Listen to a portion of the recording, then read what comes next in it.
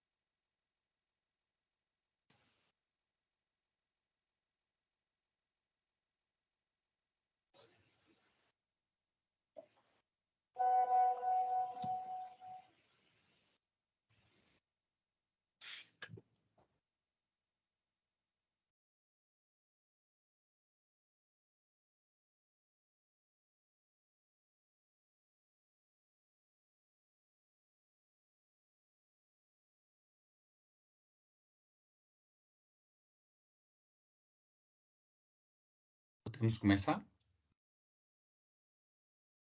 Então, com você, Isabela. Então, vamos dar sequência. Então, o segundo painel é direito acessório e metaverso. E aí, para encerrar, nós vamos falar sobre metaverso no extrajudicial, nos cartórios, né? Vou passar a palavra, então, para essas duas mulheres tão incríveis e que tratam um assunto de bens digitais, né? De planejamento acessório de uma forma tão leve, intensa, que nos mostra o quanto que a advocacia sucessória ela deve se inovar, né? De não ficar naquele beabá somente de fazer a partilha, ir para fazer a divisão no cartório ou no judiciário, não, né? Nós temos um leque aí de possibilidades, uma necessidade de reformular a legislação e de ampliar o nosso olhar para essa questão do digital. Então, vou passar a palavra para a Daniele e para a Ana Carolina. Fique à vontade aí para que vocês comecem e se apresentem. Muito bem-vindas e muito obrigada pela oportunidade de escutar vocês hoje. Bom, nós que agradecemos, né? Dar bom dia aí a todas e a todos. Saudar muito a Comissão de Direito das Sucessões da OAB de Minas pela iniciativa, né? Dar um beijo na Ju Pedrosa, porque eu acho que realmente são temas que a gente, assim, eu acho que antes da pandemia a gente via isso como algo muito distante de nós, né?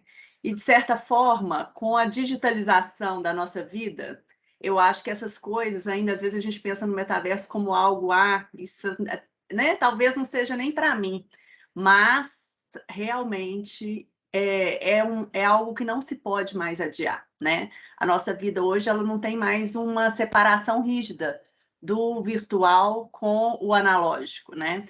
Antes eu falava assim do virtual com o real, só que hoje em dia tudo é real, né? A verdade é essa, tudo é real.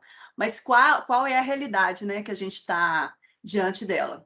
Então, quero, assim, realmente saudar a comissão, dar um beijo especial na Isabela, no Renato, né, em todos esses palestrantes aí de hoje que vão tratar desse assunto, e dizer que eu e a Dani, a gente tem muita afinidade, assim, nos pensamentos, e nós vamos, então, fazer, assim, combinamos de fazer uma fala que, de uma forma muito informal, de modo que, assim, falei para ela, se ela quiser fazer uma intervenção na hora que eu estiver falando e vice-versa, para que possa ser, inclusive, mais interativo, não chega a ser um metaverso, mas que possa ser, inclusive, mais interativo aqui para a gente, tá? Dani, você quer se apresentar, falar um pouquinho antes de eu começar? Você está mutada, não sei se você quer ou se você não quer. Não queria. Não? Então tá. Tá. Então, eu chamo Ana Carolina Brochado Teixeira, sou aqui de Belo Horizonte. Eu sou professora, sou advogada e, assim, sou muito apaixonada pela interface da tecnologia no direito de família e sucessões, né? Eu estava, antes de começar a estudar essa questão da tecnologia, eu estava muito, assim, reflexiva, né? Falei assim, gente, não... Eu gosto muito dos desafios, das novidades, assim, de pensar, né, sobre essa perspectiva. E, assim, essa interface da tecnologia, as provocações e as consequências que trazem na nossa vida, e não é só na questão doutrinária, mas também nas questões práticas, isso, para mim, é um desafio muito grande. Então, no direito de família, né, eu fico pensando muito na questão do sharing, do oversharing, de toda essa... todo dia a gente vê, né? A mulher não é obrigada a tirar foto do ex, sua rede social. Toda hora a gente tem uma novidade.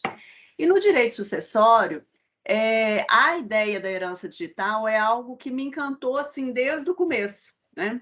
Então, se antes, igual eu falei para você, se antes da pandemia a gente tinha alguma dúvida ou alguma questão de que isso seria algo que nos pertenceria, ou que, como nós, profissionais do direito, deveríamos pensar sobre isso, hoje, né, gente, nós não temos dúvida disso.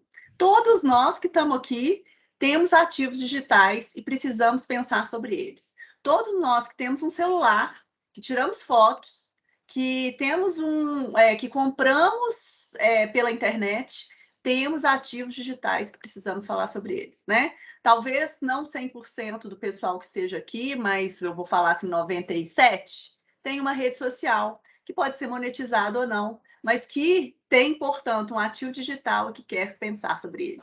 Antes de começar aqui o evento, a gente estava conversando aqui, né, a Ju Pedrosa falando sobre que ela já deixou o contato herdeiro dela. E quando a gente pensa, né, e essa ideia que a gente trata como algo, uma certa normalização, mas que traz consequências e que precisa serem pensadas, refletidas sobre isso. E muito mais, gente, porque... Olha, eu esqueci de pôr o slide. Empolguei aqui, ó, Dani, tá vendo? Vocês estão vendo? Então, tá, Aí, obrigada. tá. E muito mais do que pensar sobre isso, é necessário a gente pensar assim, nessa interface do direito da sucessão, do direito das sucessões, com toda essa ideia aqui de metaverso. Então, Põe do outro. Ou se eu der conta, né? Já dei aí, tá vendo? É. Então, a gente estruturou tanto a minha fala quanto a da Dani nessas questões aqui que vocês estão vendo nesse slide, tá? No primeiro momento, eu fico bem pensando assim, bom, será que faz sentido a gente falar de direito sucessório no metaverso, né? E por que é importante a gente trazer essa ideia? Então, assim, é importante a gente pensar que nós estamos falando aqui hoje de duas... Não vou nem falar assim de duas realidades, mas é como se fosse uma sucessão de pensamentos, né? Quando a gente fala de herança digital, o termo herança digital, ele ainda é um termo, vamos chamar assim, inacabado, porque nós ainda estamos numa fase, eu vou falar isso para vocês mais adiante, mas nós ainda estamos numa fase de refletir sobre o que compõe o conteúdo dessa herança digital. Então, quando a gente fala de herança digital, é claro que nós abrangemos, ainda mais hoje, de forma intencional, né? Nós estamos abrangendo todo esse debate do metaverso. Mas foi muito elucidativa, né, a fala do Renato e do professor Brugnara no painel anterior, para que nós pudéssemos saber o seguinte, olha, de que é que nós estamos falando, né? O que é esse tal de metaverso? Eu estava conversando com meu marido, aí vira minha filha e falou assim, o que é esse negócio de metaverso mesmo que vocês estão falando aí? Né? Então, assim, realmente, é uma realidade já existente. Isso é o que eu quero bater muito na tecla com vocês. Por quê, gente? Porque o Renato falou muito bem, é uma oportunidade que a gente tem de expandir, inclusive, o nosso trabalho. Não apenas pensarmos sobre nossa realidade pessoal, né? Sobre o nosso destino dos nossos ativos digitais, mas também para a gente poder pensar sobre isso, porque eu entendo que quem trabalha com direito das sucessões hoje tem um item a mais aí nas suas perguntas, né, para fazer para os seus clientes a respeito dos ativos digitais, porque nós temos uma obrigação, inclusive, de alertá-los a respeito desse, que vai ser muito objeto da fala da Dani, do planejamento sucessório da herança digital. E aí, né, eu fico aqui pensando assim, você imagina, nós temos toda essa realidade tecnológica que o Renato e o Brunhara nos apresentaram, mas temos aqui, quando a gente pega o nosso Código Civil, a gente vê um direito sucessório o quê? Completamente diferente e, a princípio, incompatível com toda essa realidade que nós estamos aqui refletindo sobre ela hoje. Então, assim, a tecnologia por si só, ela anda a passos muito largos e muito à frente de nós mesmos, né? Então, assim, hoje eu aprendi várias coisas. Olha que eu adoro estudar essas questões da tecnologia, né? Aprendi várias coisas, porque a tecnologia, ela anda muito mais à frente do que nossas leituras, do que nós conseguimos aprender, assim, nós que não trabalhamos com isso, né? E pensem, então, o quanto à frente a tecnologia está do direito, né? Embora o direito seja feito de quê? De relações sociais, relações econômicas, né? Então, a digitalização da nossa vida, ela é um desafio para o tradicional sistema de sucessões brasileiro. E aí nós podemos trazer aqui 1 milhão de perguntas, né?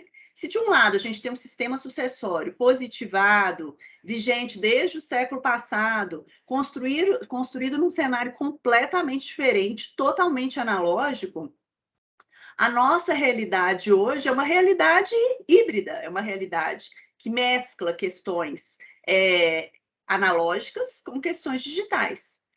E mesmo porque a base do sistema sucessório é sempre uma realidade econômica de concretude, de tangibilidade, uma visão tradicional da propriedade. E aí, se a gente for fazer aqui, quero fazer uma menção à professora Everilda Brandão, lá do Nordeste, ela inclusive tem um perfil no Instagram super legal, que é Direito Civil na Nuvem. Quem se interessa aí, vale a pena seguir ela lá.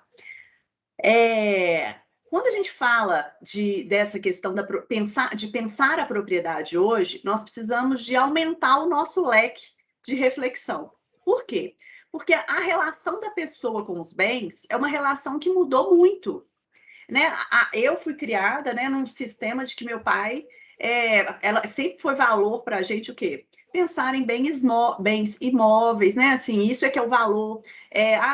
Foi muito legal quando eu consegui comprar o meu primeiro carro, foi super comemorado, né? É aquele sonho da casa própria. Esses eram os valores, para mim até ainda são, mas assim, os valores com os quais eu fui criada.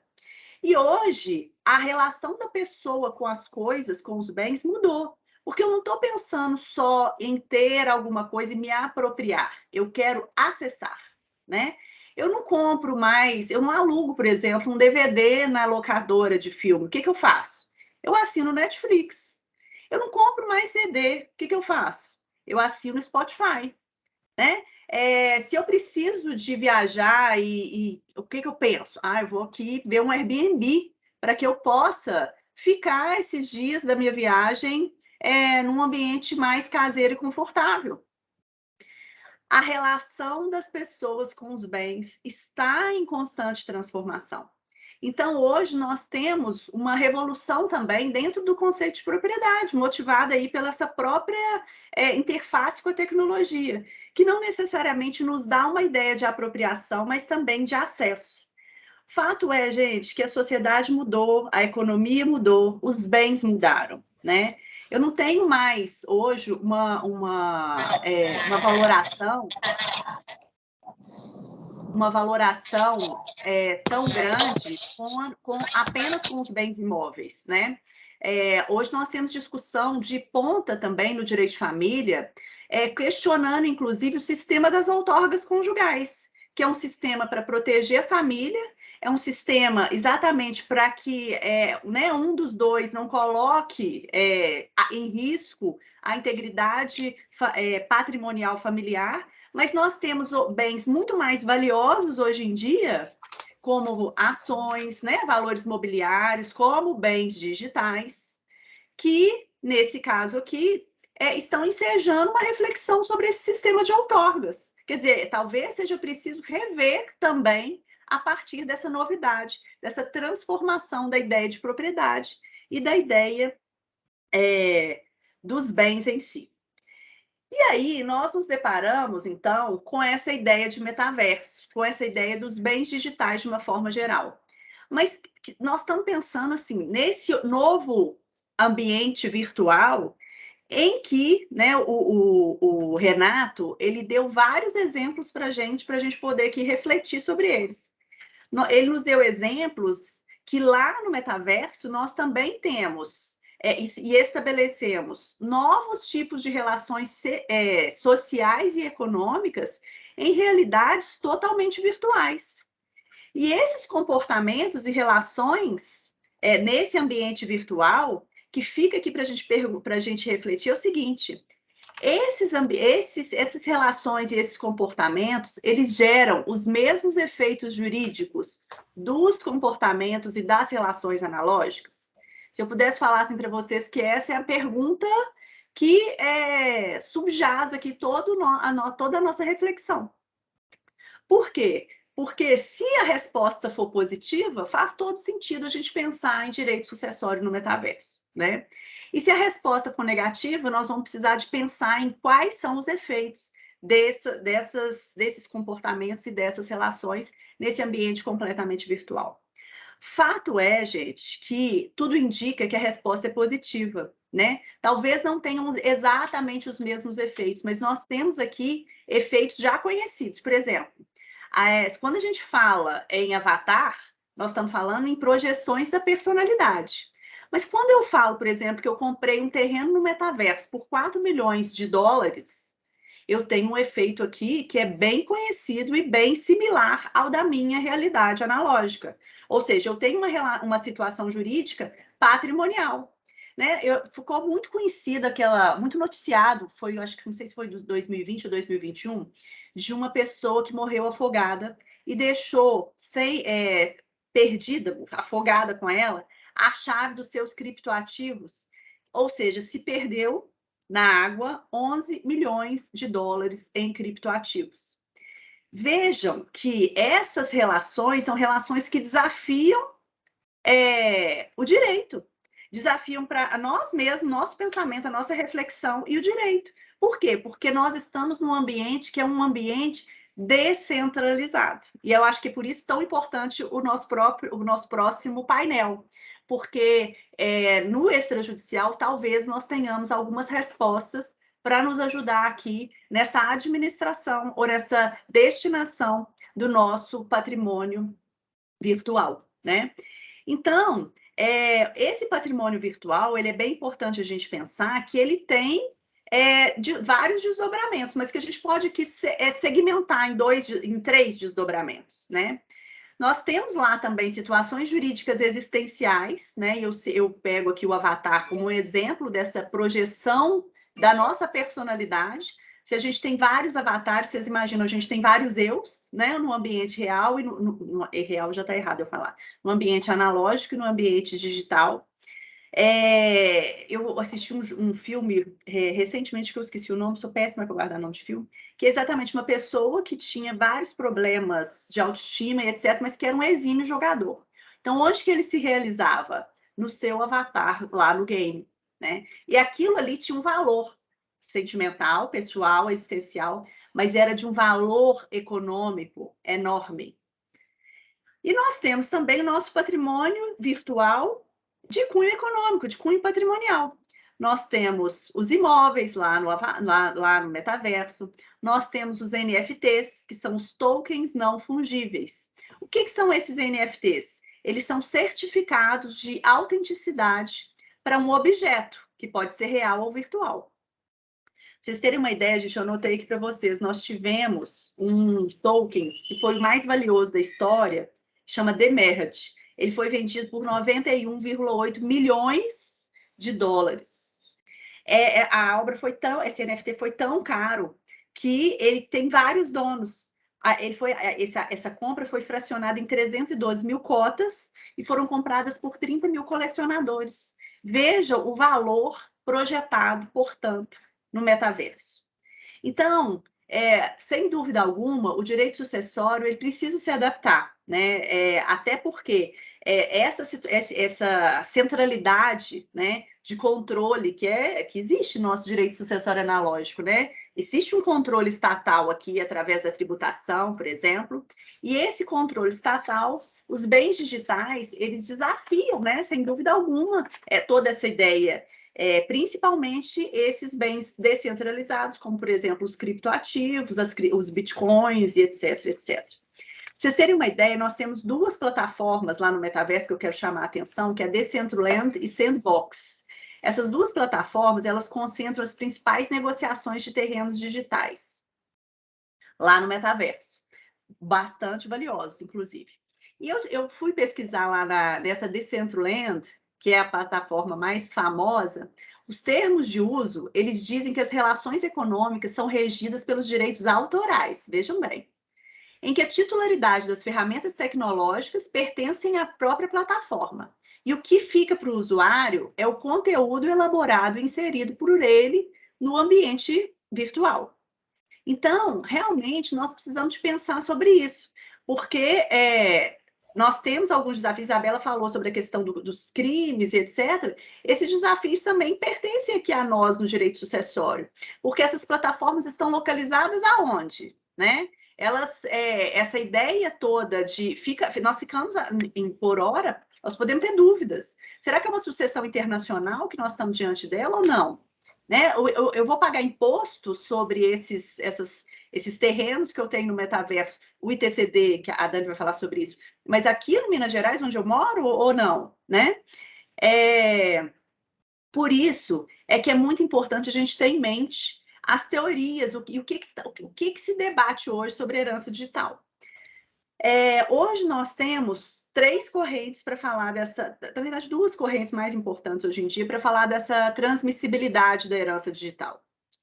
A primeira delas é a que diz que tudo se transmite, né? Vou nomear aqui a professora Karina Fritz como a vanguardista dessa corrente sobre herança digital, que, inspirada no direito alemão e numa decisão muito importante da corte lá alemã, ela entende que, a partir do momento que nós estamos inseridos na internet, tudo se transmite, né?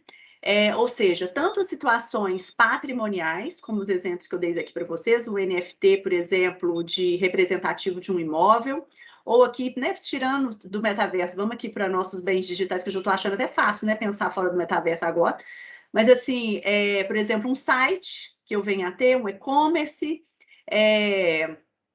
e assim sucessivamente. Ou, por exemplo, uma moeda, que eu tenho uma moeda digital.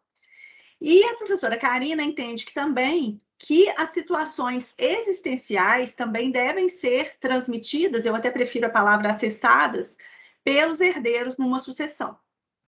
Porque ela entende que essas situações não devem ficar sob o poder das plataformas, mas sim os herdeiros também deveriam ter a possibilidade de acesso e conhecimento delas. E a outra corrente é a corrente que eu vou nomear aqui da professora Lívia Leal, que, né, escreveu um livro a respeito desse tema, e é a minha companheira de coordenação nesse livro aqui da herança digital, que, inclusive, a professora Daniele também tem um texto sobre o tema que ela vai falar hoje, a qual eu e a Dani já também vou nos adiantar aqui, Dani, que nós duas nos filiamos, que sob a perspectiva do direito sucessório, eu não poderia abranger para esse tema, herança digital, também situações existenciais. Ou seja, o que se transmitem aos herdeiros são situações patrimoniais ou os aspectos patrimoniais de situações híbridas. Então, por exemplo, se eu estou diante de um perfil que é monetizado, o perfil em si, o que vai transmitir? Eu vou transmitir, né, esses aspectos patrimoniais, mas os herdeiros não terão, por exemplo, acesso às comunicações privadas que o falecido teve, por exemplo, se for do Instagram, no direct, se for do Facebook, no Messenger, né? Então, é muito importante nós pensarmos nessa estrutura, porque, primeiro, gente, é necessário que haja um posicionamento, né, brasileiro a respeito dessa situação da herança digital, porque nós não temos uma lei específica sobre isso, temos vários projetos de lei, em vários sentidos diferentes. Esse tema da herança digital, ele não é um tema exclusivo do direito das sucessões, isso é muito importante a gente falar aqui. Para a gente pensar a herança digital, nós temos que pensar sobre a perspectiva do direito digital, do direito sucessório, dos direitos da personalidade. A gente precisa de saber sobre LGPD, a gente precisa de saber sobre o Marco Civil da Internet, sobre o direito do consumidor. Por quê? Porque tudo isso aqui nos ajuda a pensar sobre o aspecto amplo, essa perspectiva dos bens digitais, que para fazer aqui coro ao professor Bruno Zampier, que inclusive tem um livro maravilhoso chamado Bens Digitais, vale conhecer, que ele diz o seguinte: bens digitais são os bens incorpóreos que estão inseridos no ambiente virtual, no ambiente digital. São bens jurídicos, mas que podem requerer aqui de nós um tratamento próprio. Ele, inclusive, sugere a criação de um microsistema para os bens digitais, dada a complexidade dos seus efeitos. Né? Mas fato é, o que eu quero, para já passar a palavra para a Dani, fato é, o que eu quero aí falar com vocês é o seguinte: seria interessante termos lei? Seria, porque nós temos um país de cultura positivista. Mas é essencial termos lei? Não.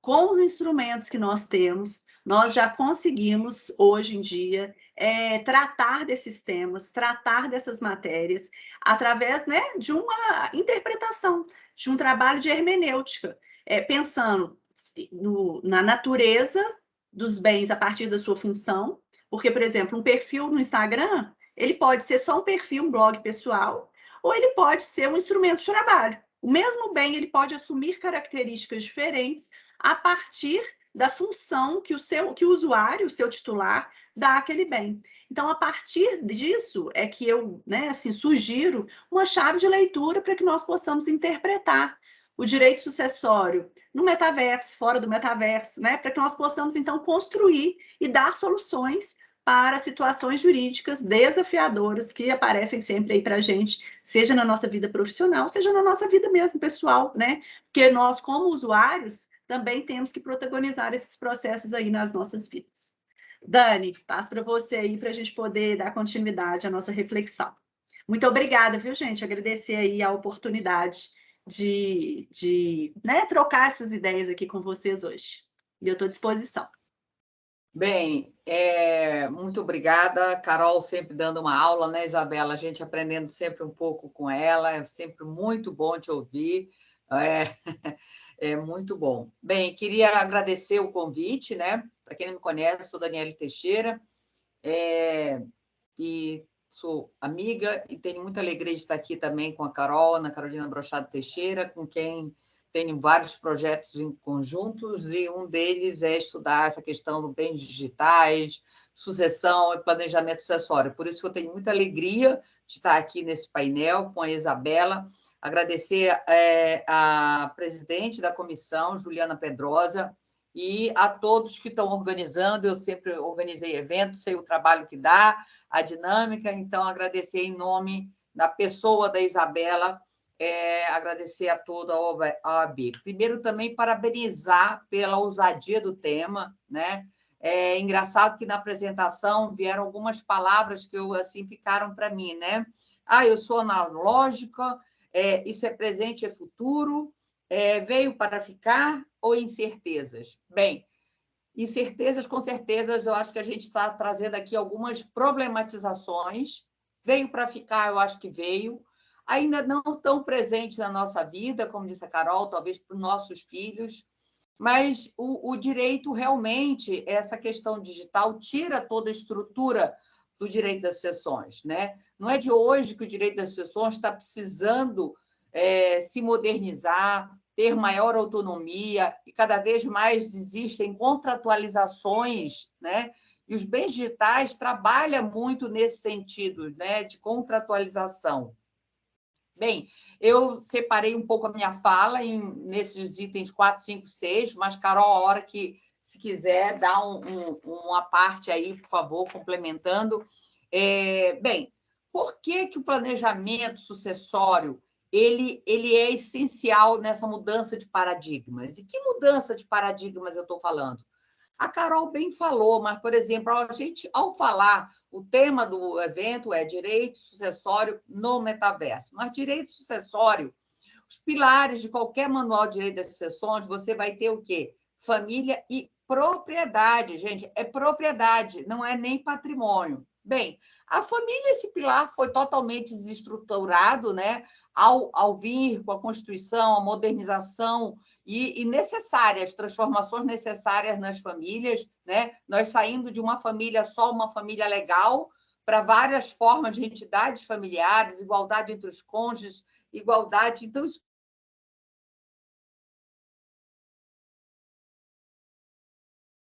Daniela, acho que seu áudio está mudo. Vê se você, porventura, deve ter clicado sem querer. Mas vocês ouviram até onde? Não, foi uns minutinhos só. Tá. Então, essa estrutura, esse pilar que é a família, foi totalmente desconstruída e né, o importante são a diversidade dessas famílias. Depois, a propriedade, né? Olha lá, é propriedade. Uma vez eu fui dar uma aula, né, de direitos autorais, dentro se você não tem uma eletiva, é dentro da estrutura de direitos reais, das coisas, né? Propriedade intelectual. Então, como isso cresceu, isso é um novo mundo hoje em dia, né?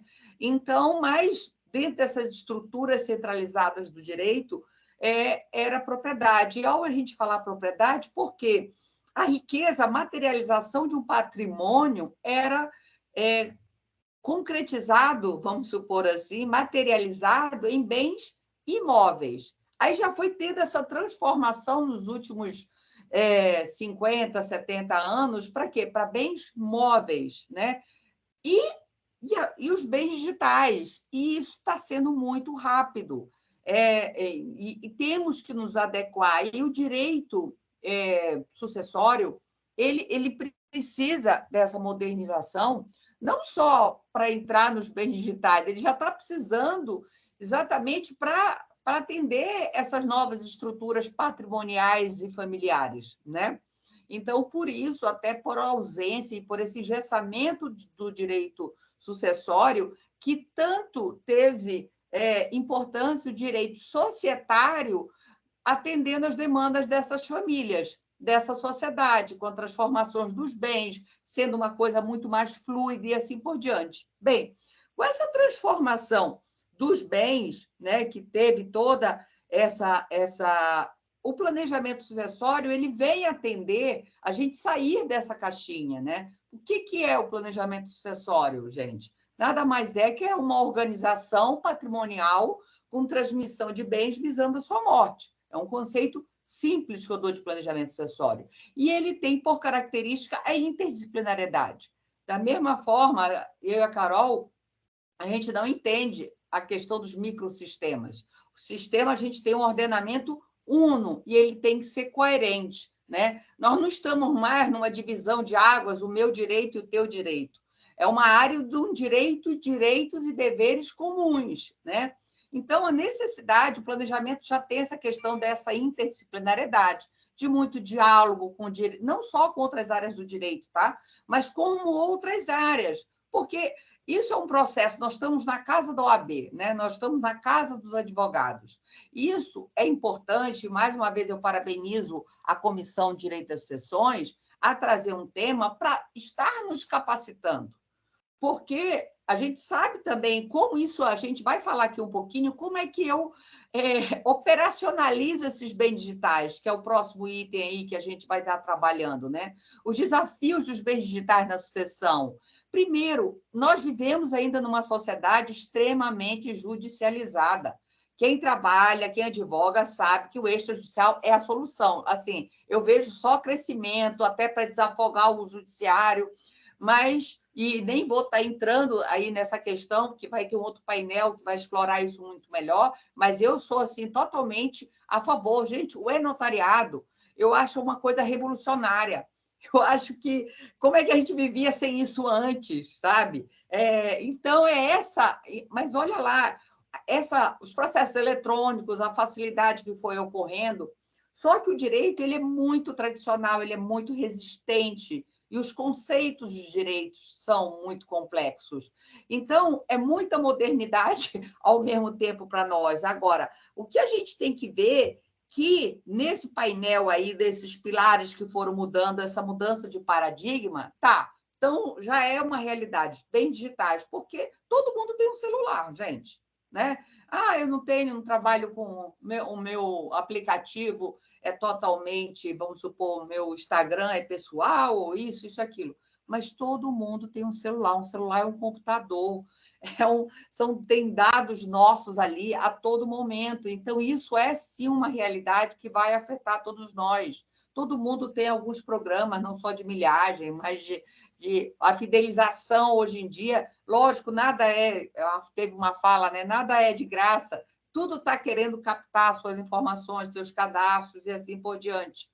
Então, dentro dessa mudança de paradigma, vamos trabalhar já com a presença dos bens digitais no nosso dia a dia. Um dia desse eu fui fazer um inventário, era só de direitos autorais, tanto de música quanto de imagens, fotos, de Instagram, era um fotógrafo e uma compositora. Então, assim, até estou falando de 2 perfis. Era um só, não tinha patrimônio imóvel, era só essa questão. Bem, e dentro dos desafios da nossa, né, na prática da advocacia, vamos botar assim, que, como eu disse, o nosso mundo é muito judicializado. Quem trabalha com extrajudicial sabe o que é a dificuldade, às vezes, de algumas instituições, como bancos, como várias circunstâncias, tudo querem alvará judicial, como se o mundo fosse preto e branco. E não é, né? Nós temos uma nuance aí de cores. Bem, dentro desses desafios na prática, eu acho que, com certeza, isso já é uma presença, né? Muito mais do que ter propriedade, você precisa ter acesso. A Carol bem falou, a professora Everilda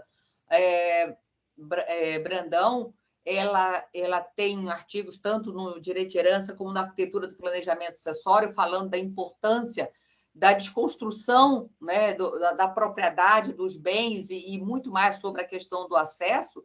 Isso são dados, estatísticas, gente.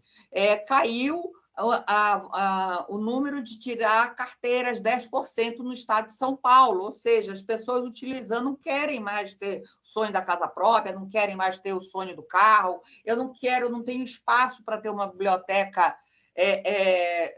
de livros, eu quero ter acesso à melhor biblioteca do mundo. Então, é muito mais essa questão. Então, isso já tá? A sociedade te apresenta todo dia dados sobre isso. E como eu faço o inventário disso, né? Como eu operacionalizo essa sucessão? Eu acho que é muito isso que a gente está... E a gente tem alguns desafios, algumas dificuldades nisso. Começa primeiro, né? E aí já uma provocação que a Ana Carolina bem conhece, que, teoricamente, a sucessão passa automaticamente para os seus herdeiros, que seria o direito de sesine, né?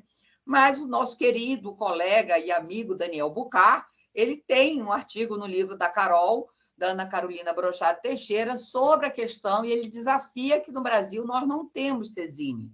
Porque sesine, a origem do direito de sesine é na França, onde o inventário não é obrigatório.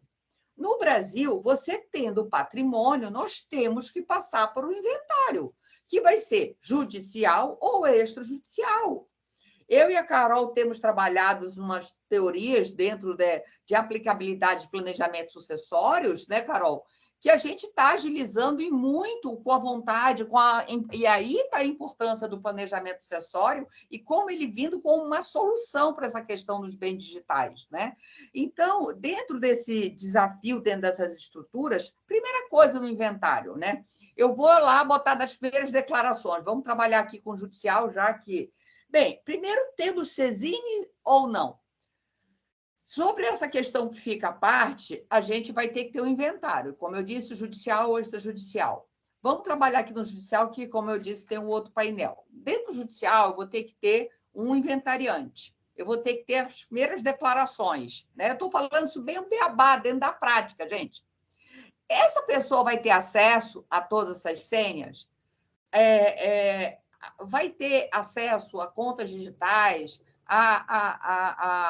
né, as senhas de... Gente, quando a gente fala que a realidade é tão... Nós estamos vendo no nosso sofá, vendo uma televisão, tem propaganda de criptomoedas na televisão, no meio lá do Jornal Nacional, seja lá de que jornal. Então, você está sendo alimentado a ter essa digitalização a todo momento da nossa vida.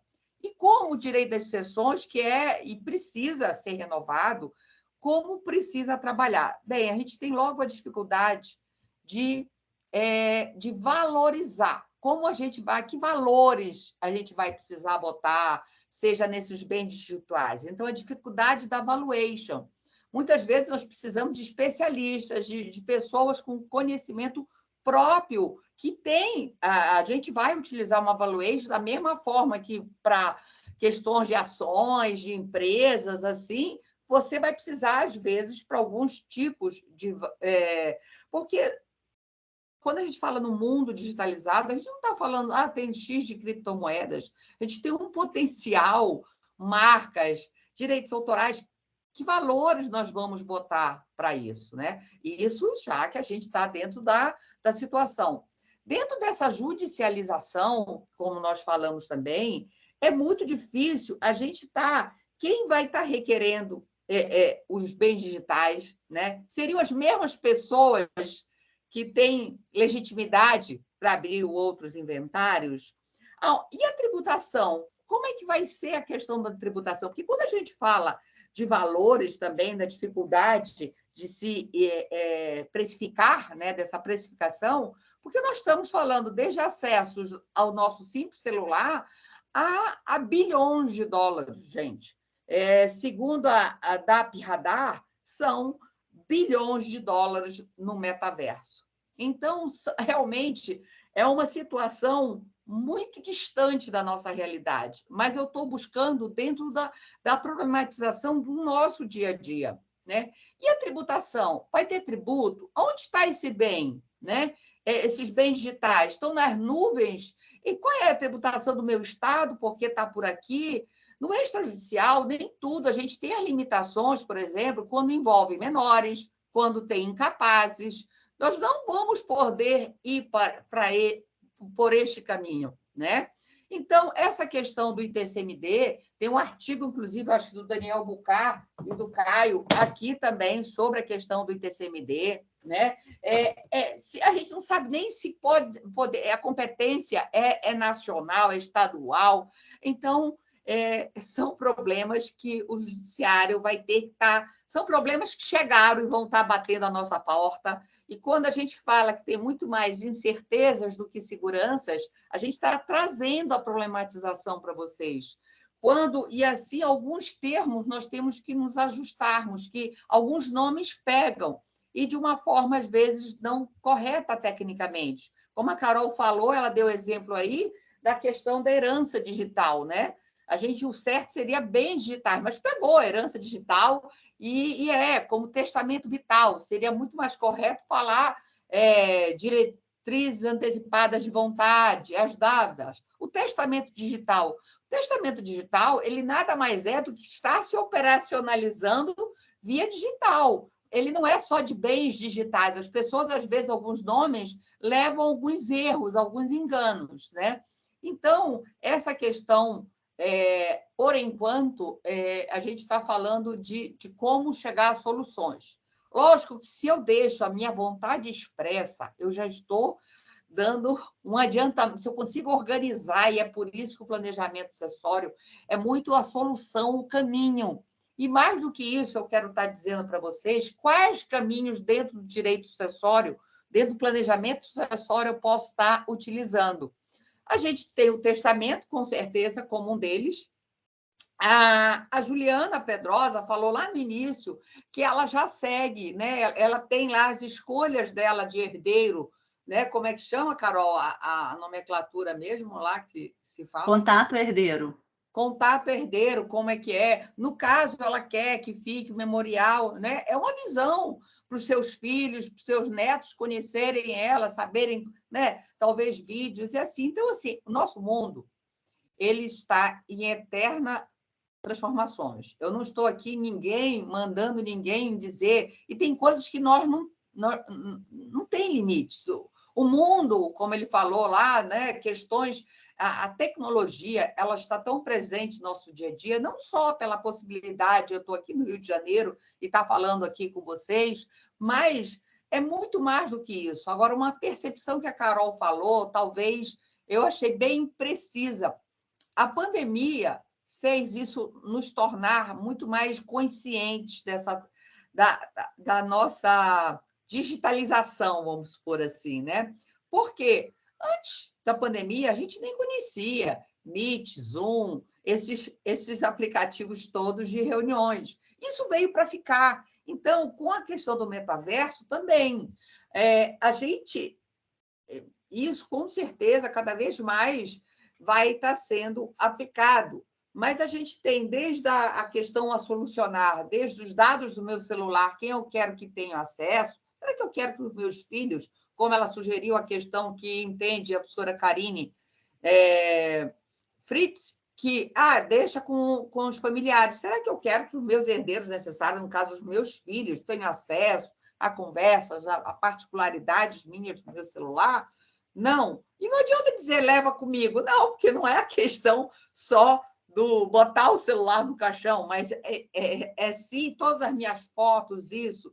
E aí, eu tenho caixinhas, eu tenho uma organização, então por isso que a importância da autonomia, da vontade, e para evitar, né, evitar conflitos familiares, você deixar. Então, primeira coisa, dentro do testamento, a gente tem, se tiver, até eu acho que é o Gabriel Honorato, né, fala, eu acho que a Lívia também tem esse entendimento, né, Carol, que se tiver divergente entre essas opções de aplicativos e o testamento, prevalece a do testamento. Então, é muito importante essas nossas vontades estarem coerentes com o que realmente representa a nossa vontade. Além do testamento, a gente teria também o codicilo. O codicilo não é palavrão, gente, para os mais novos. Isso é um instituto. O Brasil é um dos poucos países que ainda tem esse instituto. Muitos profissionais do direito vão dizer, Daniele, isso é para valores de pequena monta? Sim, com certeza. Mas nesse engessamento que vive o direito sucessório, a gente tem que potencializar todos os institutos acessíveis que nós temos na mão. E a jurisprudência já entende que codicílio poderia ser patrimônio de 10%. Tem autores mais contemporâneos, como o Conrado, com Marco Antônio Rodrigues, que falam que chega de 10% a 20% do seu patrimônio. Tem decisões, eu tenho um artigo sobre codicílio no Arquitetura, escrevi um com o Daniel Bucar também, as potencialidades do codicílio, e talvez ele seja um ótimo instrumento, com menos formalidades que um testamento, para atender às questões dos bens digitais. Talvez não a questão patrimonial, mas muitas das questões dos bens digitais, né, Carol, de natureza, às vezes, existencial. E mesmo patrimonial, lembrando que eu tenho, nesses artigos que eu falo, eu tenho uma decisão do TJ de São Paulo que considerou um codicílio um patrimônio de 1.200.000 euros, tá? Poxa, Daniele, o patrimônio, isso era pequena monta dentro do patrimônio mesmo. Mas, e foi considerado no codicílio um simples e-mail.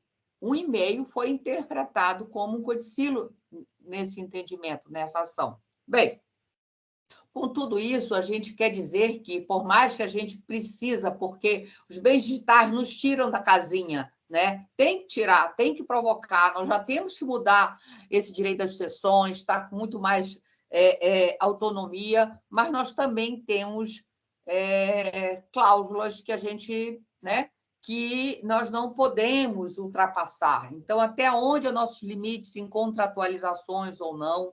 Então, essa é uma fala, eu e a Carol tentamos passar, a mostrar a complexidade da importância de se falar em questão de herança digital, de bens digitais, como o planejamento sucessório pode ser um caminho, e dentro desse planejamento sucessório, quais os instrumentos possíveis. Aí a gente deu 2, e determinando que você deixando, você está fazendo uma advocacia assim, você está fazendo uma advocacia muito mais moderna, contemporânea, que é uma advocacia preventiva, né? Evitando litígios e dilapidações patrimoniais, que são algumas das vantagens do planejamento sucessório.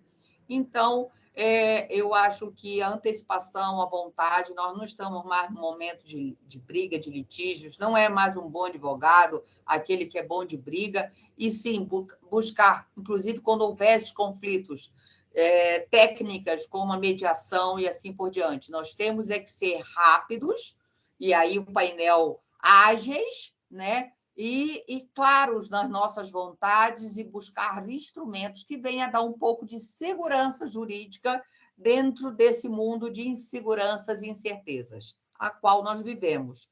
Mas, por mais que a gente diga que o metaverso, os bens digitais é presente e futuro, nós não podemos nos perder e esquecer da nossa humanidade. Está vindo uma geração aí totalmente virtual, totalmente numa bolhas, sabe? Seja no conforto, a gente tem que lembrar que nada mais importante do que a nossa própria humanidade. Obrigada. Excelente explanação. Sou aqui, ó, fã de vocês, tenho o livro, já anotei muito. Então, assim, sou super suspeita, né, para falar sobre a exposição. Sou defensora da postura mais consensual do advogado, dessa atuação no sentido de prevenir e antecipar problemas, né, na questão do planejamento, seja sucessório, seja planejamento de direito de família. Eu acho que é uma tendência que também veio para ficar, e para essas questões que a lei sucessória ainda muito arcaica não consegue abranger, eu acho que esse planejamento é uma solução, uma ferramenta muito importante, e que o operador do direito, que o advogado, ele tem que utilizar, né, cada vez mais, e tirar um pouco disso do domínio do judiciário, porque muitas vezes ainda não tem ali ainda um discernimento de entender como lidar com a implementação desses bens, né, com as consequências dele para depois da morte. Então, acho que é algo muito interessante que cabe a nós, advogados, disseminarem isso, educar a sociedade para que as pessoas cada vez mais tomem essa postura consensual, né? Então, assim, só tenho a agradecer pela fala de vocês, tenho certeza que os colegas devem estar, assim, borbulhando de insights e de ideias, né, e de vontade de estudar e de adquirir o livro de vocês também, gente, que olha, cada tema que você fala assim, nossa, nunca pensei sobre, ou preciso me aprofundar. Então, fica aqui também a dica e o reforço, né, de tudo que vocês... Isabela, só falando que eu acho que esse, apesar de ser um slide, mas é um roteiro para quem quiser se aprofundar aqui, tentar ir estudando e resolvendo essas questões. Lógico que é importante ter eventos como esses para estar trazendo a problematização, as dificuldades no dia a dia, seja aqui só de estudantes ou também, como também é o cenário de profissionais que nunca ouviram falar disso. Então, a importância da capacitação, seja através do evento, seja também através de maiores pesquisas e estudos, porque a internet também tem de tudo. Ela tem de coisa boa a coisa ruim. Então, é muito importante a informação qualificada, né? Então, aí a gente cita aí, porque a gente sabe que a gente está trabalhando com uma doutrina aí de primeira, e é um sumáriozinho aí para quem quer começar a estudar, saber desses problemas, né, Carol? Eu sei que não é tão atrativo quanto as palestras iniciantes do metaverso, da vida virtual, isso e aquilo, mas coube a nós essa questão do pé dos problemas para a realidade, como tentar e caminhos aí para solucionar. Tá bom? Muito obrigada mais uma vez pelo convite. Carol, sempre uma alegria muito grande estar com você. Também agradeço, viu? Gente, eu vou sair e vou entrar pelo celular, porque eu né? Agora eu tenho que fazer o direito de família na prática aqui, tá? Mas vou continuar participando aqui pelo celular. Tá ok, muito obrigada, Daniela, muito obrigada, Ana Carolina. E eu acho que, pelo contrário, essa parte de agora é que a gente entendeu como monetizar o metaverso dentro da advocacia sucessória. É trazendo aí quais são os serviços que a gente pode desenhar dentro da nossa profissão para, então, começar a vender. Afinal de contas, somos vendedores, sim. Apesar de, na publicidade, a gente não poder ter aquele caráter mercantil, a gente precisa de quebrar um pouquinho, né, esse pensamento. Então, muito obrigada mais uma vez. Ô, Isabela, eu consigo colocar a apresentação aqui no chat, você sabe? Pode mandar para elas mandarem para as pessoas também. Então tá, vou te mandar aí agora. Isso, porque então, eu acho em PDF.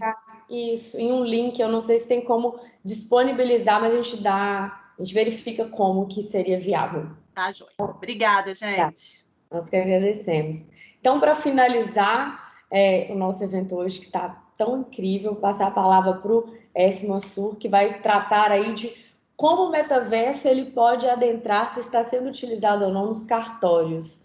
Então, seja muito bem-vindo. Bom dia, S, se você está com a palavra. Bom dia, Isabela. Bom dia, meus amigos. Eu só me apresentar inicialmente. Eu tenho 55 anos, sou casado com a Luciana, que foi uma grande incentivadora para eu não abandonar a engenharia, mas incorporar o direito e também essa atividade de cartório, né? Eu sou titular do cartório de Registro Civil e Notas do Alto Maranhão, que é um distrito de Congonhas, né? Que, pertinho aqui de Belo Horizonte. Vejo aqui pessoas de outros estados, né, que nós convidamos aqui. Eu dei uma pequena panorâmica aí numa dessas entradas e reentradas aí dos links, né? Mas eu vi aí o Marconi, que é até de representação comercial lá da Paraíba, é o presidente do conselho lá, o Maurílio lá, deve estar no Maranhão, no Piauí. Tem uma turma aí, extrapolou tanto a questão do direito quanto as fronteiras aí de Minas, né? Muito bem, muito bom ver isso. E já fica aqui a dica, né? Você, aluno do direito, você de outras áreas, né? Quando vê essas notícias ligadas à tecnologia, eu recomendo fazer como eu costumo fazer lá em casa, né? Eu vou nos meus filhos, né? A Camila com 15, o Daniel com 13, né? E são bons dicionários tecnológicos, né? Para a gente entender esse mundo também, que é muito novo para todos nós, né? Cumprimentar o AB, né? Porque é sempre um desafio tratar de uma matéria nova. Não tem definitivamente normativos específicos para essas matérias, né? Já em vigor. A gente vai fazendo adaptações, né?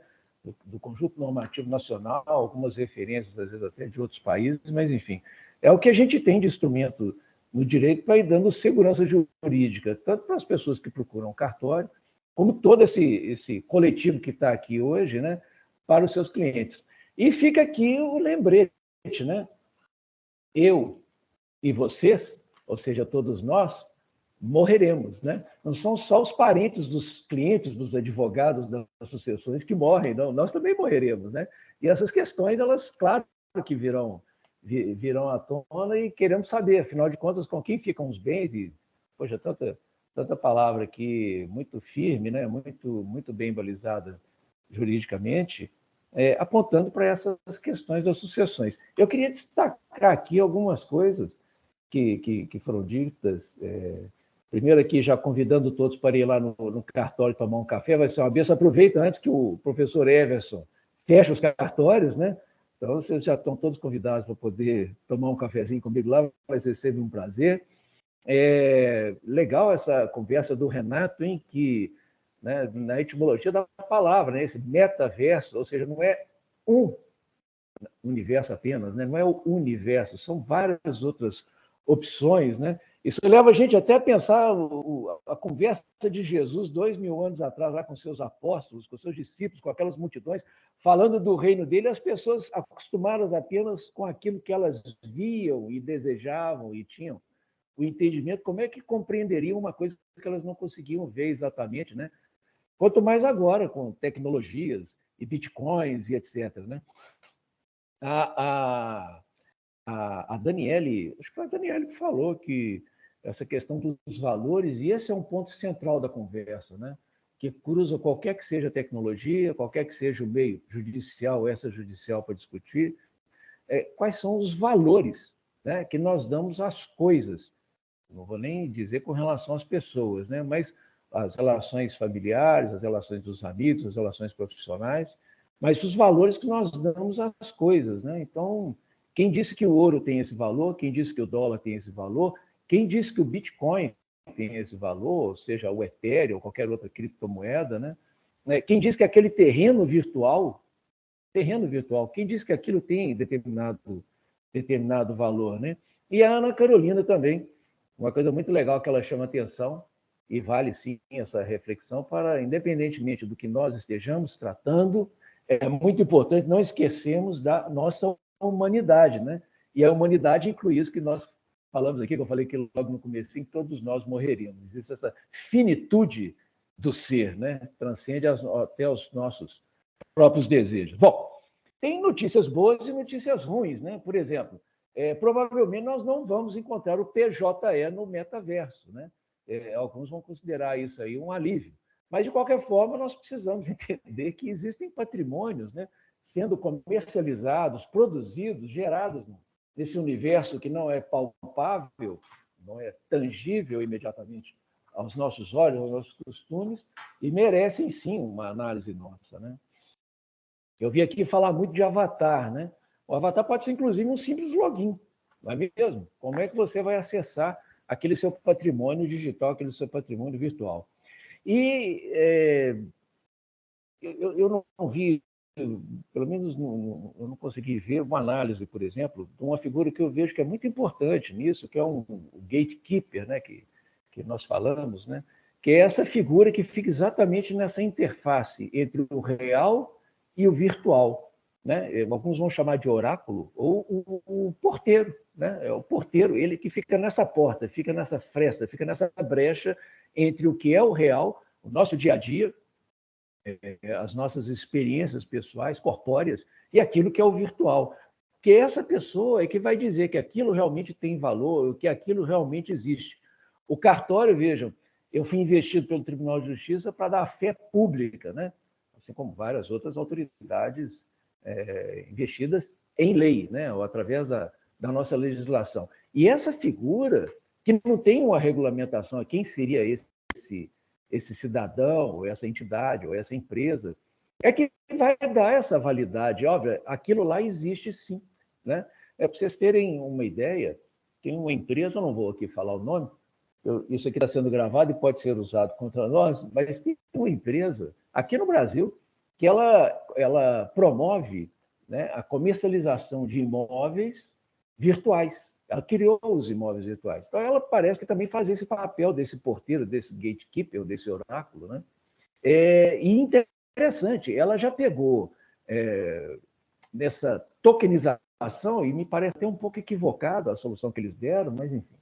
Eles conseguiram fazer uma escritura pública em um cartório de notas, conseguiram fazer uma escritura pública de uma permuta entre um imóvel real e um imóvel, um token representando um imóvel. E aí começam os detalhes, porque esse token, na verdade, ele não representa todo o imóvel, ele representa uma fração do imóvel. Parece que a pessoa que adquiriu, ela não tinha o recurso suficiente, então ela adquiriu uma fração do imóvel. E olha, nós já temos legislação no Brasil para isso, né? Acho que foi na época aí do presidente Temer, né?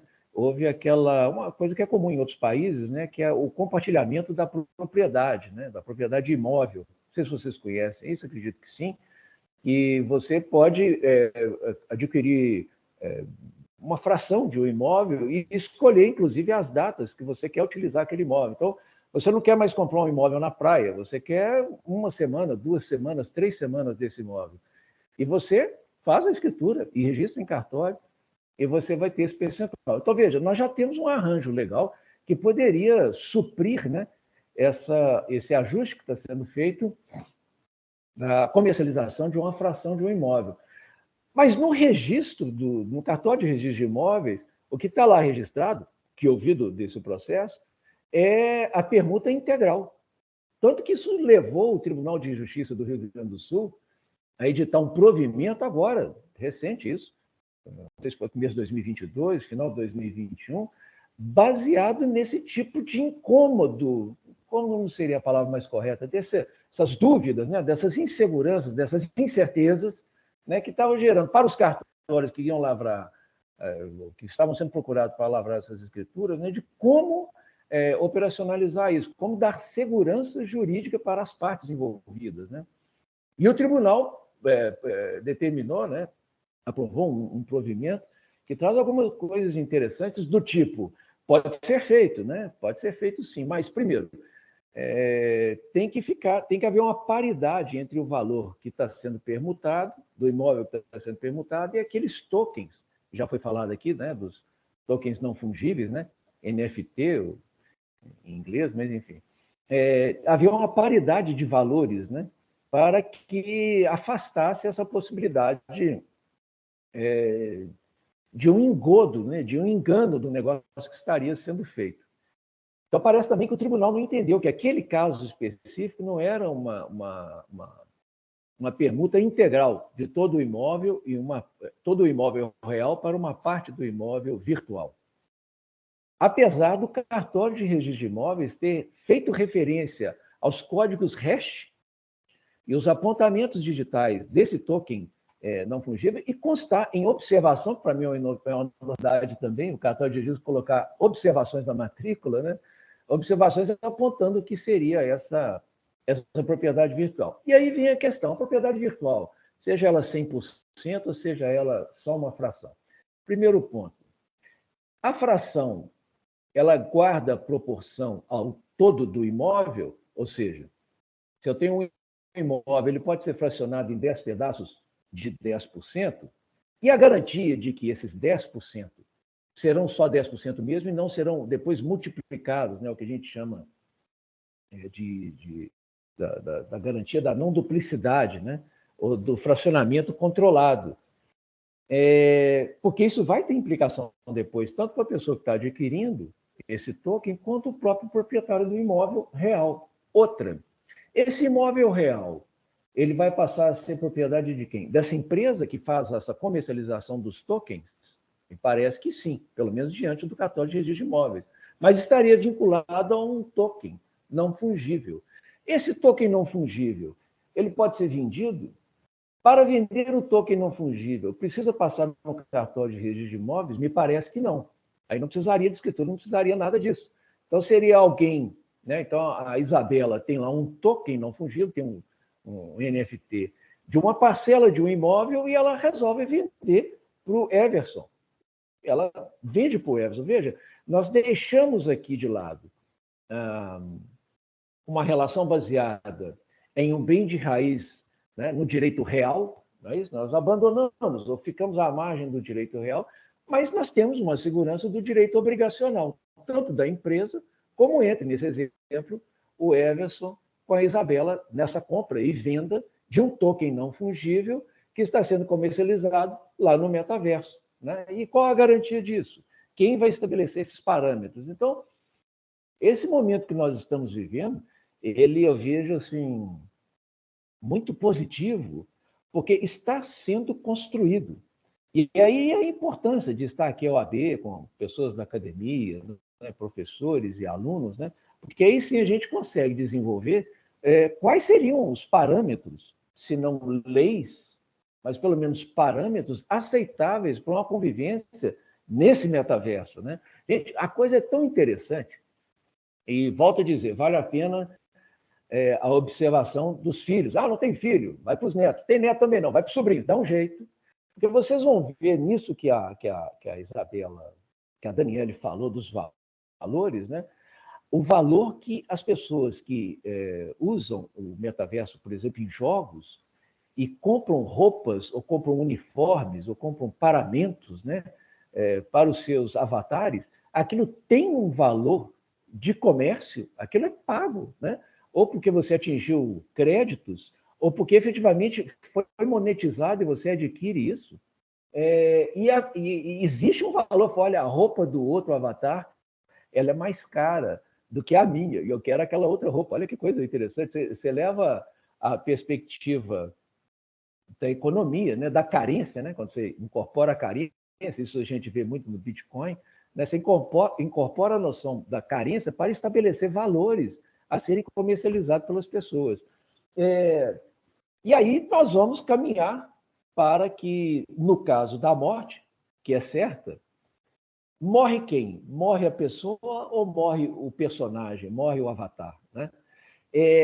Esse avatar ou esse personagem que adquiriu carro nesse metaverso, adquiriu roupa nesse metaverso, que tem obras de artes adquiridas no metaverso, não sei se vocês estão acompanhando isso, mas você consegue pegar criar uma obra, um desenho, uma figura, uma criação qualquer lá do direito imaterial, né?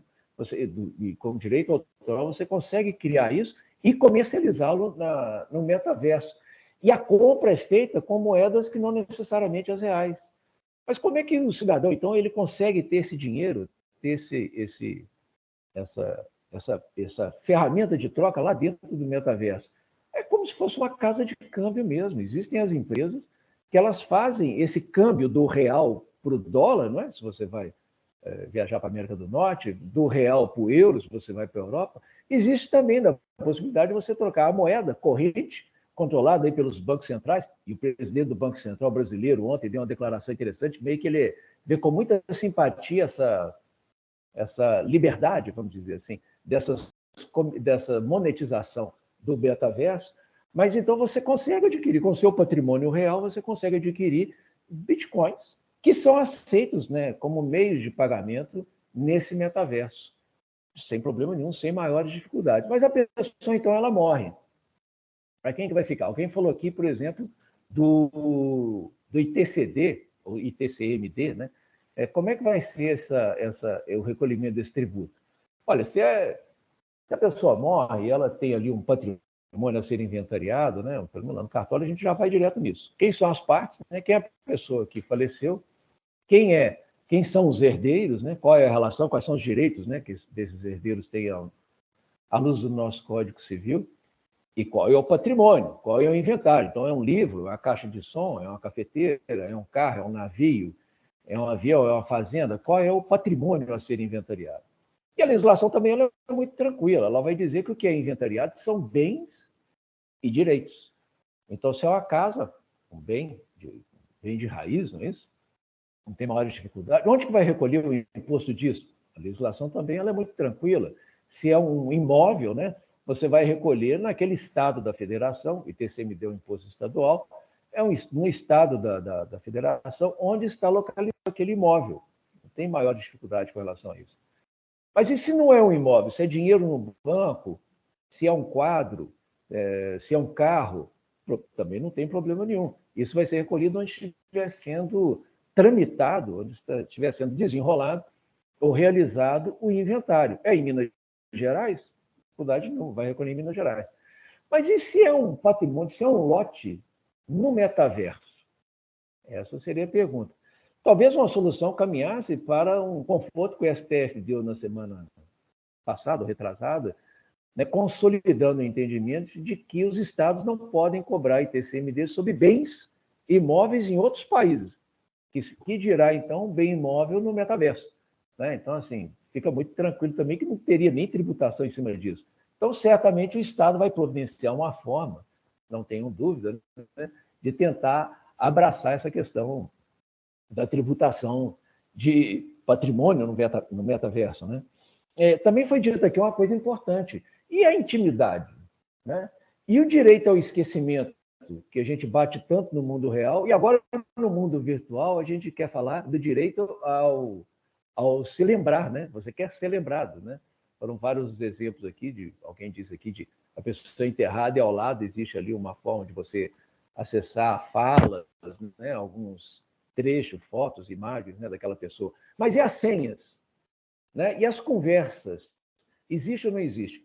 E aí foram ditas 3 correntes aqui, mas basicamente a gente percebe 2, que são as de que ou você vai seguir a regra de que aquela plataforma não permite o compartilhamento daqueles segredos, né, daquelas informações, ou não, os herdeiros têm direito, assim como você tem direito, Veja, assim como você tem direito a abrir aquela caixinha que está cheia de cartinhas de amor do avô para a avó, e você vai ler aquilo, e aquilo são segredos de amor deles, né? Mas você, como herdeiro, você tem naturalmente o direito de acessar isso, você também teria o direito a essas conversas até, infelizmente, às vezes, por mais desagradáveis e constrangedoras que sejam, né? Assim, é um direito das pessoas. Normalmente, as plataformas elas dão o direito desde que a pessoa se apresente como um representante do direito de herdeiro, né? Como um inventariante, enfim, legitimamente detentora do direito de acesso ao patrimônio dessa pessoa que faleceu. Não é isso? Também foi dito aqui do codicilo, né? Que eu sou fã dessas questões, né? Essas manifestações de última vontade, né? E aí cabe aos profissionais do direito orientarem seus clientes mesmo. Olha, você tem o direito de deixar suas manifestações de vontade até com relação ao destino, né? Vai ser cremado, não vai ser cremado, e até o estabelecimento dos limites, né? Da distanásia, da ortanásia, né? Assim, você não quer que prolongar a sua vida para além do rompimento do que você considera ético para o seu corpo, né? Você tem esse direito. E vai muito dos profissionais do direito darem essas observações. E, voltando aqui ao ITCD. Bom, então, se seria o ITCMD de bens móveis, de bens imóveis, de bens do direito patrimonial, do patrimônio material, do patrimônio imaterial, mas qual a base de cálculo? A legislação é muito clara. A base de cálculo ela vai apontar para a abertura do inventário. Né? Então, quando foi aberto o inventário? Com a morte da pessoa. A pessoa morreu e naquele momento é feita a transmissão dos bens. É naquele momento que você vai ter a avaliação dos bens dessa pessoa que está sendo, os bens que estão sendo inventariados. Né? O grande perigo para a valorização, talvez não, porque você vai travar lá atrás, né, a cotação que você tinha naquele momento da abertura da sucessão. Mas existe uma questão que pode acontecer, ao contrário da valorização, pode acontecer a evaporação daquele patrimônio. Né? Nesse mundo virtual, né, e foi dita aqui a questão do valor que nós damos às coisas, né, pode ser que uma coisa que está muito valorizada hoje, no metaverso, pode ser que amanhã, no momento da transmissão efetiva do bem, né, do ponto de vista legal, aquilo já não tenha tanto valor. Isso pode acontecer tanto com moedas virtuais como com os tokens que nós estamos falando aqui, né? Mas aí é uma questão de risco, né? Não existe o controle com relação a isso. O fato é que a régua corta exatamente no momento, na data do falecimento da pessoa que está tendo ali o seu patrimônio sendo inventariado. E o espólio vai longe, né, gente? Fotos, senhas, criptomoedas, né? Roupas, desenhos, quadros, terrenos digitais, como eu disse, e existem pessoas já com o movimento, nós podemos fazer, então, testamento digital. Testamento digital, assim, pode ser feito, não existe normativo para isso, né? Se for um testamento, se você for um cartório para fazer um testamento, existe regra para isso.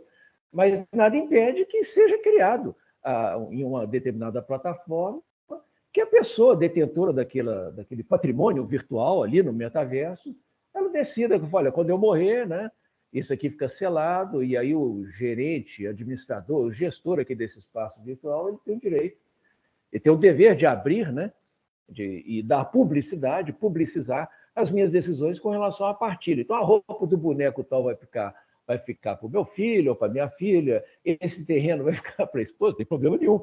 E alguém vai falar assim, poxa, mas e a legítima? Porque ele só pode dispor da metade livremente, né? Senão pode invadir a legítima. Nós vamos colacionar um terreno digital. Gente, é tudo uma questão do valor no momento da abertura da sucessão. Então, foi dito aqui a possibilidade também de indicar alguém, né, que seria o curador. É uma boa figura, né? Mas cabe do cidadão, né? A Daniele quer ou não quer nomear um curador? Ou ela quer simplesmente deixar uma manifestação de vontade da divisão dos seus bens digitais para os seus futuros herdeiros? Não problema nenhum. Né? Ela quer deixar um legado, ela fazer uma partilha generalizada? Problema nenhum também. Então, o que eu tenho visto, na verdade, é que existe assim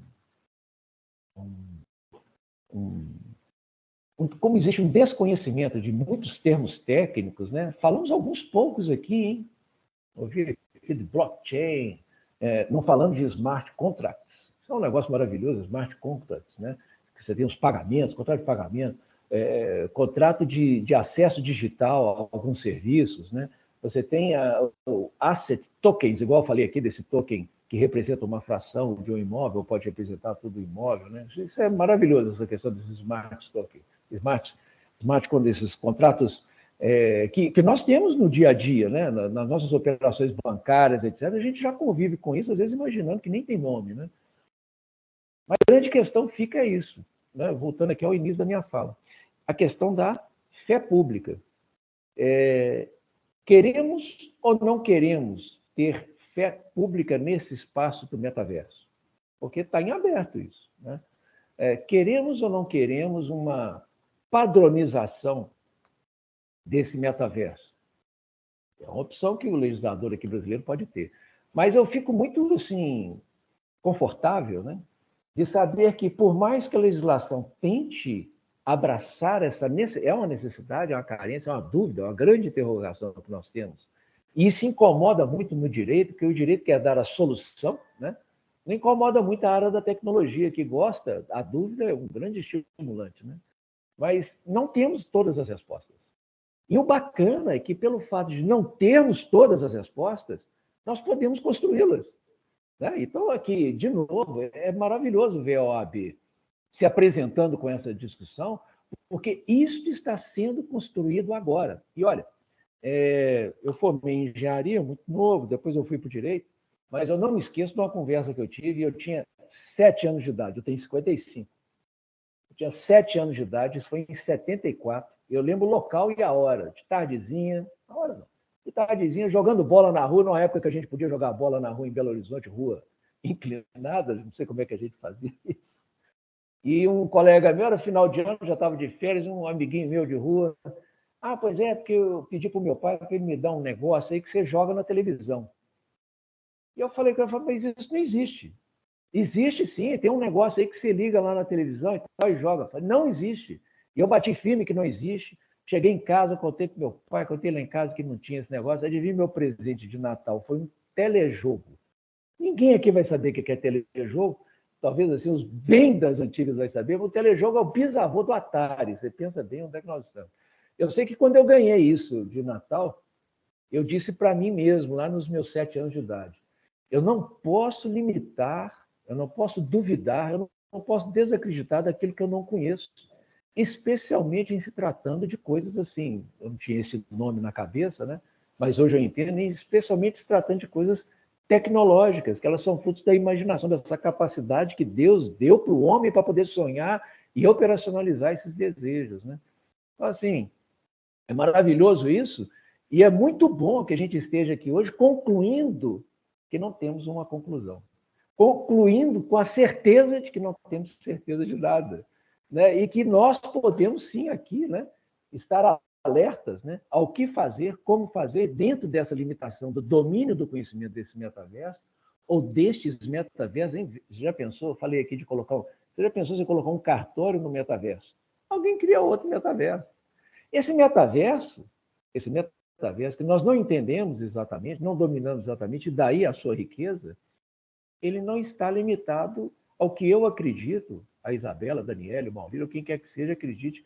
Porque se você limitar ali naquele metaverso, é como se você fosse a Marte e estabelecesse lá, o direito vai ser o brasileiro, as relações comerciais serão as francesas, né? Levando para lá o que nós temos de conhecimento, e as pessoas se chateiam e resolvem mudar para Júpiter. E lá a regra vai ser outra. Então, se você quiser escravizar um metaverso, se você está pensando nisso, não perca tempo. Você tem que ir arranjando e construindo, é meio que trocando pneu com o carro andando. Acho que é mais ou menos isso, nesse início de provocação, e é claro, né? Podemos aqui ir trocando a ideia para tentar desenvolver o raciocínio. Ezio, muito obrigada, né, pelas suas provocações. Eu adorei a sua frase final, né? Que, na verdade, a gente não tem certeza de nada ainda. É tudo muito novo, há muitas provocações para a gente pensar, principalmente, achei muito legal essa questão da fé pública versus metaverso, né? Porque o cartório ele serve para referendar uma informação. E aí, justamente, trouxemos aí, indo para um cenário de processo litigioso, a figura da ata notarial para trazer uma validação do que foi produzido no ambiente digital. Então, como que fica essa questão da fé pública dentro do metaverso, né? Realmente é algo ainda que nos traz insegurança. Por mais que tenha aí as codificações e as senhas, e os logins e tudo, sabemos que temos um ambiente ainda que não há uma 100% de segurança. No ambiente da internet, os nossos dados constantemente, acho que desafio quem é o advogado aqui que já passou por isso, de alguém que pega a sua foto, a sua imagem, se passa por você, pedindo dinheiro para um familiar, para um conhecido e até para o cliente. Então, não temos segurança disso dentro do ambiente da internet. Então, imagina dentro do metaverso, né? Pessoas que sequestram ali páginas judiciais, que sequestraram até o site do STJ, se eu não me engano, né? Do STF, acho que foi do STJ. Como que fica se sequestrar o seu avatar, o seu terreno, dentro do ambiente do metaverso, né? Quem vai ter competência para te proteger lá? É algo, é um desafio muito grande, né? Você sabe que você falou, alguém comentou aqui que a pessoa se sentiu estuprada na internet, né? No Sim, metaverso, exato. não teve? Foi uma britânica. Ela provocou, teve uma denúncia, falou que sentiu importunada sexualmente no avatar dela, dentro desse cenário do metaverso. Você deu uma solução muito interessante, que a ata notarial, ela ela hoje já muito utilizada, né? Não tenho Poxa, paciência com o jogo, não. Eu acho que tem alguém com o microfone aberto. Vocês poderiam.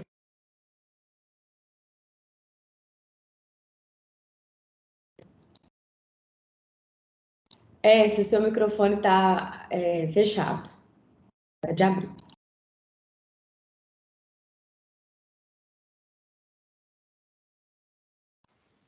E agora? Foi, tá ok. Pode falar. Eu estou com um delayzinho de imagem aqui, mas enfim. O áudio acho que está bem em cima. Você deu o exemplo da ata notarial, a ata notarial é maravilhoso, porque a ata notarial não é uma declaração de vontades, veja bem.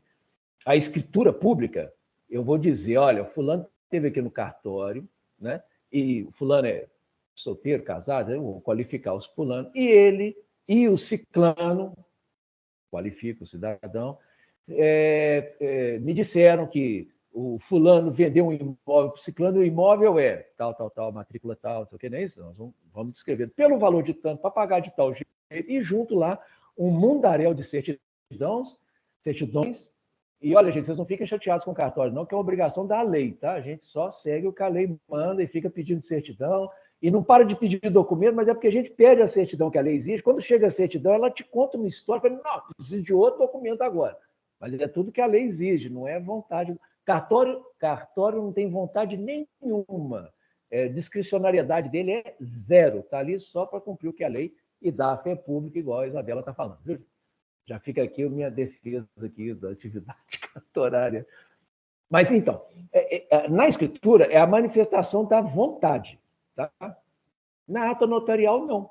Apesar de também ser um escrito público, o que o tabelião está dando fé é de que ele, por exemplo, olha, fulano aqui, a Isabela esteve aqui no cartório e ela me mostrou o celular dela, né? E abrindo o aplicativo do WhatsApp, né, ela me mostrou as mensagens, isso é maravilhoso no direito, não é, gente?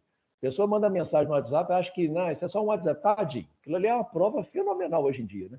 As nossas vidas passam muito hoje pelo WhatsApp, por exemplo, né? Entrou e me mostrou no Instagram, me mostrou no Facebook, me mostrou no Twitter, me mostrou onde for, porque aquilo pode ser apagado, então ela está me mostrando. Ou ela me mostrou, ela me enviou para o cartório os prints das telas, né? Que teria, aí sim, né? Que teriam sido enviadas pelo fulano, que eu sei lá, né? A pessoa escreve o nome de alguém lá no telefone de outra pessoa, e, né? Então, que seriam do fulano, que tal, mas veja, não existe manifestação de vontade. Então, a Fernanda aparece no cartório e acessando a plataforma do metaverso tal, né, do joguinho do Roblox, né?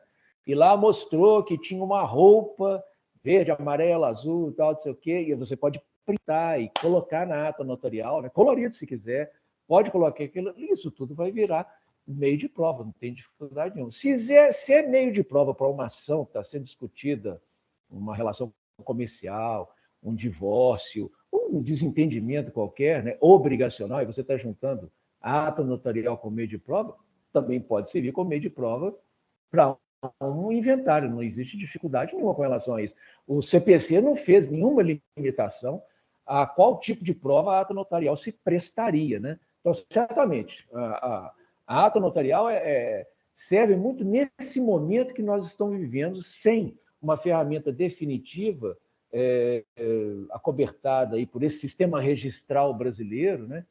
E vamos falar a verdade, não é único, tem muitos outros países, né? E dá essa segurança jurídica de quem está fazendo o negócio, né? Pode sim ser utilizado a ata notarial. Essa é uma boa lembrança, viu, Isabel? Pois é, então são as questões que a gente vai tentando encaixar e entender, né, assim, a longo prazo, como que nós vamos enfrentar esses desafios quando chegar e como que será a figura do cartório, né? Eu acho que foi o Everson que falou assim, os cartórios, eles podem deixar de existir. E aí eles perguntam, será que sim? Será que eles são necessários? Será que, na verdade, o cartório ele teria que mudar, talvez, a forma como ele executa os serviços, na verdade, transcender para o ambiente digital, o que já tem acontecido, né? Muitos atos podendo ser realizados no ambiente da internet, e por que não avançar para o metaverso, né? Eu acho que, né, ficaria uma questão, seria de extinção ou de adaptabilidade? Deixa eu te contar um negócio. A gente vê as coisas pelo... A Bíblia fala que a boca fala que o coração está cheio. Os nossos olhos, né? A gente olha aquilo de acordo com as nossas atividades, né? Assim, das nossas relações pessoais e tal. Quando caíram aquelas torres gêmeas, né? Tem um caso de uma juíza, ela olhando aquilo ali, falou, mas imagina o tanto de inventário, desaparecidos, ausentes, né? Como é que vai ficar a sucessão disso? Tanto de órfãos. A visão da juíza. E tinha uma menina limpando a casa dela, não sei se era faxineira, enfim, né? E ela olhando aquilo ali, ela apoiou na vassoura e falou, nossa, que poeirão, né? Porque vai dar uma trabalheira para limpar isso tudo aqui. Eu não tenho, assim, eu não imagino, e aqui também não é só um imaginar, é um desejo pessoal, né? Eu não desejaria, vamos colocar assim, eu não desejaria que os cartórios se posicionassem de uma maneira a garrotear, escravizar, né, subjugar, né, as relações das pessoas dentro do metaverso ou com o metaverso, como dentro de um limite de garantia de existência de cartório. Eu desejo isso, né? Porque se for por esse desejo, a gente pode começar a antecipar o futuro hoje inexistente, né, não sei se vocês lembram, mas telefone era comercializado a preço de apartamento, né? As pessoas viviam de aluguel de linha telefônica, era um salário mínimo por mês, imagina isso hoje, um salário mínimo por mês de aluguel, fora a conta, de um telefone fixo, né? Táxi, Uber, esses iFoods da vida, né? Assim, que democratizou a comida como um todo, né? Enfim, tem essas várias soluções que a gente foi tendo. Máquina fotográfica, gente, eu comprava filme de máquina fotográfica, a selfie era uma incógnita, era uma surpresinha para quando você fosse revelar o filme. Essas coisas todas vão sumindo, né? O registro Torres, para falar aqui de atividade de cartório, né? Que é um negócio fenomenal na virada do século XIX para o século XX. Eu só conheço um registro Torres, que é fenomenal. Poxa, hoje tudo georreferenciado, né? Um negócio bacana, tem satélite para todo lado, te localiza, né? Você vai na casa dos outros, você não pede mais o endereço, você pede para ele mandar a localização, né? Assim, printa aí, manda para mim, que a gente chega aí de qualquer jeito. Então, eu não imagino o cartório com esse... Corrigindo, eu não desejaria que os cartórios fizessem esse triste papel de querer limitar o metaverso e as liberdades das pessoas com essa nova realidade para garantir a sobrevivência dessa atividade cartorária. Agora, eu gostaria, desejo e tenho tentado, né, pontuar dessa forma, né, de aquilo que é o motivo de ser do cartório e, basicamente, a fé pública, né, ela seja assim, emprestada, pelo menos, né, para que dê segurança às pessoas. Né? Essa figura do gatekeeper, né, ou do oráculo, alguns falam oráculo, né, me parece muito essa figura do tabelião, do registrador, esse cara, essa pessoa, né, que diz que aquilo que está acontecendo no mundo virtual está acontecendo mesmo, e aquilo que está acontecendo aqui no mundo real tem um link, né, tem uma vinculação entre esses dois mundos. Essa é uma figura interessante. Né? Eu não imagino eu lá dentro do metaverso lavrando uma escritura no metaverso. Mas nada impede que aquele negócio que esteja sendo feito, seja por uma ata notarial, ou quem sabe por uma futura normatização, sim, seja fruto, seja objeto, né, de alguma escritura pública que seja levada a registro, sem problema.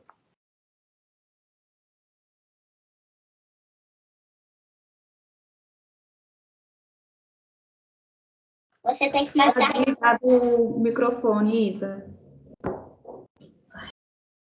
Ótimo. Então, você tem mais alguma consideração final a fazer para a gente caminhar para o encerramento?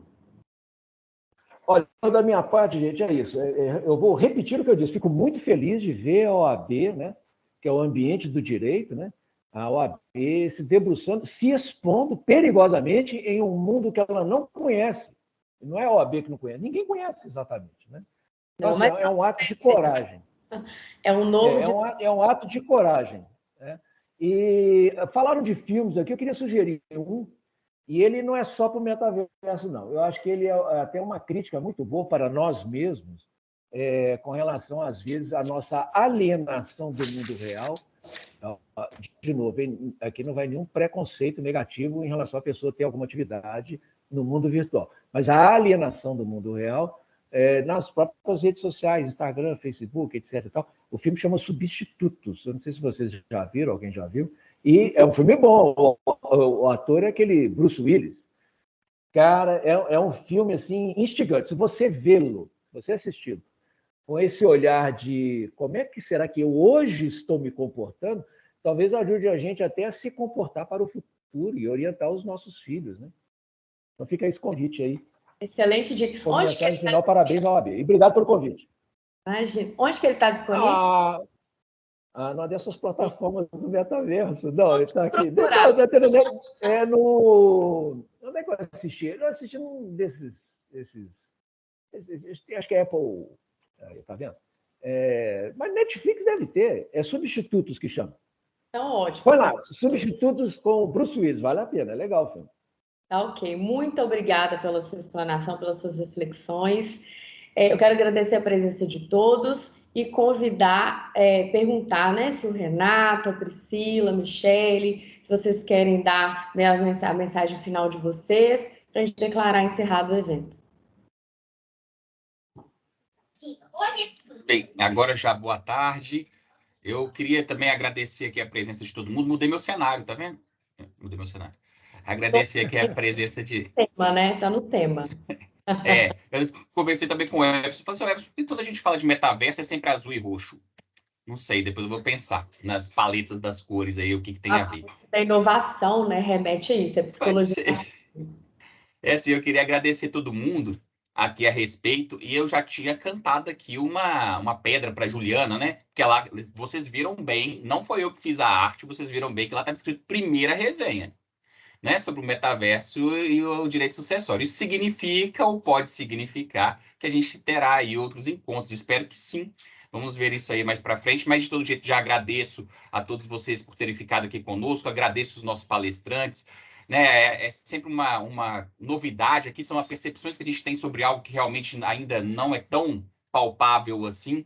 Então eu agradeço também a coragem, como o Edson falou aqui para a gente também, a coragem deles, de todos os expositores que tiveram aqui, para trabalhar com o tema e convido para quem sabe, né? Não sei se vai existir, mas se existir, já convido para participar da nossa segunda resenha. Tá bom? Muito obrigado. Até mais. Pessoal, então, bom final de semana. Muito obrigada pela presença e até a próxima, se Deus quiser. Fique com Deus.